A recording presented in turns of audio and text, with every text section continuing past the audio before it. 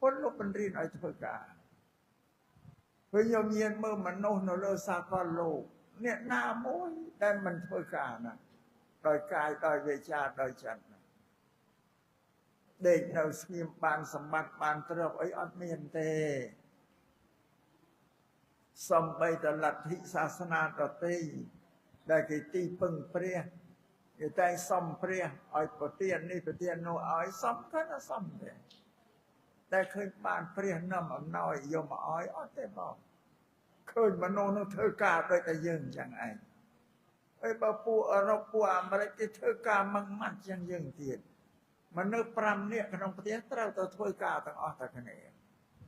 វិញនៅស្រុកខ្មែរយើងធ្វើតែម្នាក់អញ្ចឹងបានមនុស្ស4 5ម្នាក់ក្នុងប្រទេសមើលធូរយ៉ាងស្រុកគេណា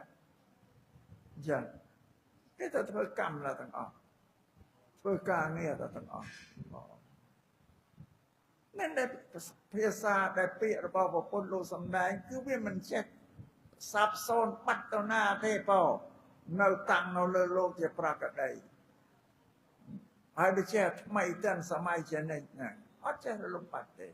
ថាមនុស្សត្រូវតែធ្វើការតែមនុស្សណាដល់ពេលណាដែលខានធ្វើការបានរស់បានអត់បានទេត្រូវតែធ្វើការបានមានសម្បត្តិទ្រព្យធនធានរស់នៅបានស្រួលហ្នឹងបងពេលដល់ញោមញៀនមិនដឹងពុទ្ធសាសនាមិនដឹងថាប្រពុតលោកបញ្រៀនឲ្យយើងធ្វើការអត់ទេទៅបានស្រន់ពួងសួងសំនេះសំនោះឲ្យប្រទានឲ្យដែលបានណាញោមញៀនហើយបានតែយើងធ្វើការតែបើមិនធ្វើការអត់ពុទ្ធលោកសំដែងធ្វើប្រោះអនាតបេតិកៈសេដ្ឋីអនាតបេតិកៈសេដ្ឋីនេះញោមខ្លះក៏ស្គាល់ដែរក្នុងរឿងរ៉ាវដែលលោកសំដែងធ្វើថាអនាតបេតិកៈសេដ្ឋីនេះជាអ្នកសាងវត្តចេតពន្ធនឹងថ្វាយចំពោះព្រះសម្មាសម្ពុទ្ធលោកគង់ប្រធាននៅលោកសំដែងធ្វើធម្មនាលកហបតីអាយុក្តីពើសម្បល់ក្តីសេចក្តីសុខក្តី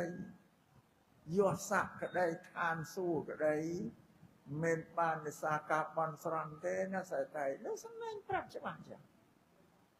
ថាមិនបានតែការបន់ស្រន់ទេបានតែការយើងធ្វើទាំងអស់ដូចយើងអាយុវែងព្រោះមិនសម្លាប់សត្វចុះបើយើងសម្លាប់តែសត្វទៅហើយទៅបន់ដើម្បីបានអាយុវែងហ្នឹងក៏អត់ទៅរួចទេថាដោយសារយើងមិនសម្លាប់សត្វបានអាយុវែង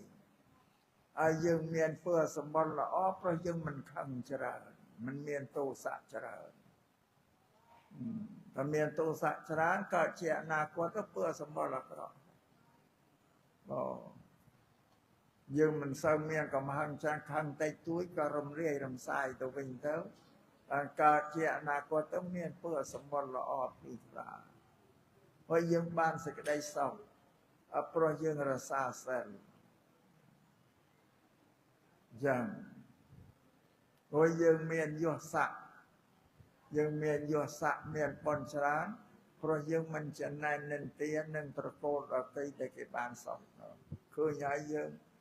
រីករាយសប្បាយតាមសេចក្តីសុខរបស់ត្រកូលដទៃនឹកឃើញហ្នឹងត្រកូលហ្នឹងហើយគេកសាងបុណ្យអីធ្វើបុណ្យអីបានជោគវាសនាគេល្អម្ល៉េះដៃប្រពន្ធគេមិនដែលឮមាត់ខ្លាំងសម្ដីខ្លាំងដាក់គ្នាទេកូនចៅគេក៏ស្ដាប់អវាទទូលមានព្រានបដៅម៉ែឪគេដែលមានត្រឹមមានសម្បត្តិមានសេចក្តីសុខដល់យើងឃើញគេយើងមានសេចក្តីត្រេកអររីករាយអញ្ចឹងណាពុទ្ធសាសនាថាយើងមានមុទិតាធ្វើត្រេកអររីករាយតាមអ្នកដទៃដែលគេបានសុខនេះជាបុណ្យត្រឡប់ដល់មកយើងកើតជាអនាគតមកបានសេចក្តីសុខព្រោះយើងត្រេកអរនឹងអ្នកដទៃដែលគេបានសុខឬដែលយើងចំណែននិន្ទានឹងអ្នកដទៃហ្នឹងអាហ្នឹងបានបាបអត់បានសុខទេបងជាងការមនុស្សខ្លះចង្រៃឃើញតកូលដទៃគេបានសុខមិនត្រេកអរជាមួយគេទៅស្អប់គេបងចំណែននិន្ទាគេនិយាយរឿងគេទៅប្រាប់ទេនោះថានៅវាអាក្រក់ចេះក៏តាមពេកគេមិនដែលធ្វើអីយើងបើយើងតែថាវាមិនពេញចិត្តនឹងឃើញគេបានមានទ្រព្យសម្បត្តិអីក៏ដៅក្រាយ អានឹងគេបៀតបៀនគេនៅកើតជាអនាគតទៅมันមានយសស័កអីទេទ្រព្យសម្បត្តិអីទេឬទៅកាន់ឋានសួគ៌អស់ជីវិតទៅកាន់ឋានសួគ៌បានព្រោះយើងធ្វើទានធ្វើសិលនឹងឯងស្លាប់ទៅចំហាយចុងក្រោយបានទៅកើតជាទេវតា